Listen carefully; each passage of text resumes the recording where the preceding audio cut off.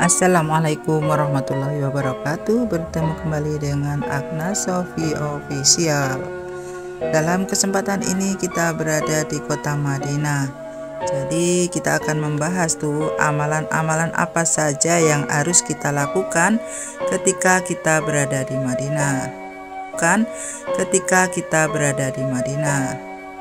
Yang pertama, di samping memberikan berbagai keistimewaan kepada kota Madinah, Allah Azza wa Jalla juga mensyariatkan berbagai amalan khusus di kota Madinah. Alangkah baiknya jika penduduk dan peziarah kota Madinah bisa menambah bekal akhirat mengisi waktu dengan amalan-amalan yang kita lakukan di kota Madinah. Di antara yang harus kita lakukan ketika kita di Madinah, yang pertama adalah sholat di Masjid Nabawi. Sholat di Masjid Nabawi memiliki keutamaan yang sangat besar, sebagaimana dijelaskan oleh Rasulullah Shallallahu Alaihi Wasallam dalam sabda beliau yang berbunyi, "Tu sholat di masjid saya ini lebih baik daripada 1000 sholat di tempat lain, kecuali di Masjidil Haram." Dan anugerah yang sangat besar dari Allah adalah dimana satu sholat fardu di Masjid Nabawi lebih baik daripada sholat fardu seorang muslim di kampungnya sendiri selama 200 hari. Jadi perbandingannya antara 1/200. Jadi alangkah sia-sianya kalau kita tidak melaksanakan sholat fardu ataupun sholat sunnah di Masjid Nabawi. Yang kedua, beribadah di Raudhah. Raudhah secara bahasa adalah taman. Di Masjid Nabawi ada sebuah tempat yang disebut sebagai salah satu taman surga, di mana Nabi telah bersabda yang artinya, tempat yang terletak di antara rumah saya dan mimbar saya adalah salah satu di antara taman-taman surga. Hadis riwayat Bukhari. Raudhah adalah tempat yang paling mulia di Masjid Nabawi. Karenanya disyariatkan untuk memperbanyak ibadah sunnah seperti sholat, zikir, dan membaca Al-Quran dengan syarat bisa khusyuk dan tidak menyakiti orang lain saat berada di sana maupun saat menuju ke sana. Adapun untuk sholat wajib, shaf-shaf yang ada di depan Raudhah adalah lebih utama. Yang ketiga, berjihad di Masjid Nabawi. Sebuah amalan ringan di Masjid Nabawi terhitung sebagai jihad di jalan Allah.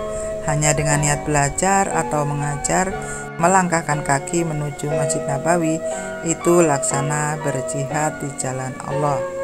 Nabi Shallallahu Alaihi Wasallam bersabda yang artinya, barang siapa mendatangi masjidku ini, ia tidak datang kecuali untuk kebaikan yang ingin dia pelajari atau diajarkan, maka kedudukannya seperti mujahid di jalan Allah. Dan barang siapa datang untuk selain itu, maka ia laksana orang yang hanya memandang barang orang lain. Yang artinya jika kita mendatangi Masjid Nabawi, maka harus kita niatkan untuk belajar dan mempelajari ilmu yang ada di sana, sehingga pahala jihad yang kita dapatkan tidak luput dari diri kita.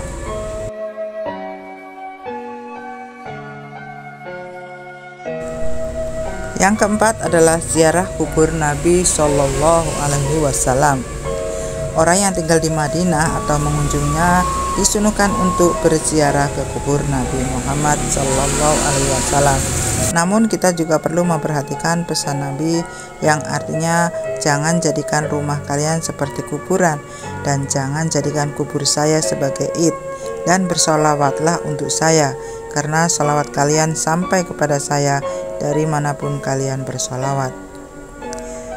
Menjadikan kuburan sebagai id artinya adalah mengunjunginya secara terus-menerus, misalnya setiap sore, setiap pekan, setiap bulan, dan seterusnya, atau menziarahnya seolah-olah kita mengadakan perayaan.